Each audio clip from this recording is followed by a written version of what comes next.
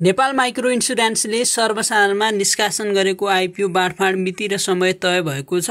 यस कम्पनीले फागुनको 11 गतेदेखि 15 गतेसम्म आइपिओ निष्कासन खुल्ला गरेको थियो। कम्पनीको इपिएस बुक भ्यालु दोस्रो बजार कारोबारको लागि ओपनिङ रेन्ज के कति पाउँछ, कम्पनीको आइपिओ प्राप्त गर्ने लगानीकर्ताहरूलाई के कति नाफा हुन्छ भन्ने विषयमा पनि आजको भिडियोमा जानकारी गराउनेछु। तपाईहरुले पनि यस कम्पनीको आइपिओमा आवेदन दिनुभएको छ। अब यस कम्पनीको आइपिओ रिजल्ट कहिले आउँदैछ भन्ने विषयमा जान्न चाहनुहुन्छ भने भिडियोलाई अन्तिमसम्म हेर्नु होला।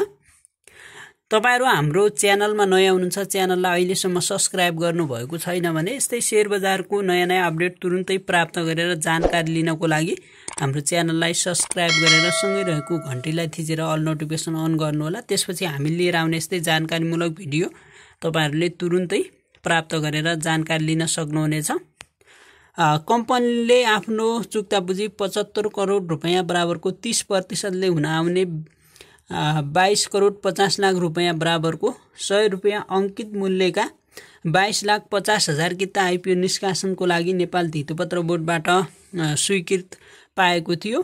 त्यसमध्ये 10% ले हुन आउने 2,25,000 किता साधारण शेयर नेपाल सरकारको सम्बन्धित निकायबाट सरम स्वीकृति प्राप्त गरी वैदेशिक रोजगारमा रहेका नेपालीहरूको लागि निष्कासन गरेर बाँडफाँड गरिसकेको छ। त्यसैगरी 3% अर्थात् 67,500 किता साधारण शेयर कम्पनीका कर्मचारीहरूलाई र 5% अर्थात् 1,12,500 किता साधारण शेयर सामूहिक लगानी कोषलाई बाँडफाँड गरे पश्चात बाँकी रहेको 18,45,000 किता सर्वसाधारणमा निष्कासन गरेको थियो। उक्त निष्कासन गरेको शेयरको बाँडफाँड मिति र समय तय भइसकेको छ। यस कम्पनीको अब इपिएस बुक भ्यालु र दोस्रो बजार कारोबारको लागि ओपनिङ रेन्ज के कति पाउँछ त्यस विषयमा जानकारी गराउँ।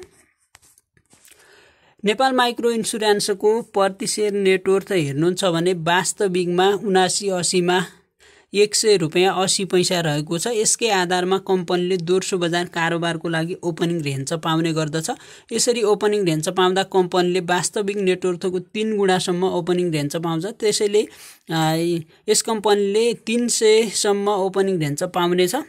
ओपनिङ रेन्जको माथिल्लो बिन्दुमा नै प्राइज पाएर दोस्रो बजारमा कारोबार भएको खण्डमा पहिलो दिनमा जुन ओपनिङ हुन्छ त्यस दिनमा नै 1000 लगानी गरेर 10 किता शेयर प्राप्त गर्ने लगानीकर्ताहरूलाई 2000 उक्त दिन नै नाफा हुनेछ। त्यसपछि बजारको माग अनुसार यस कम्पनीको आइपिओबाट पनि 10,000 भन्दा माथि नै नाफा लिन सकिने सम्भावना देखिन्छ। यसभन्दा अगाडि जुन गार्डियन माइक्रो लाइफको आइपिओ निष्कासन भएर अहिले कारोबार भइरहेको छ, लगातार गार्डियन माइक्रो लाइफको सर्किटमा नै कारोबार भएर 1300 भन्दा माथि प्राइस पुगिसकेको छ। यस कम्पनीको पनि त्यसभन्दा माथि नै जान सक्ने सम्भावना देखिन्छ।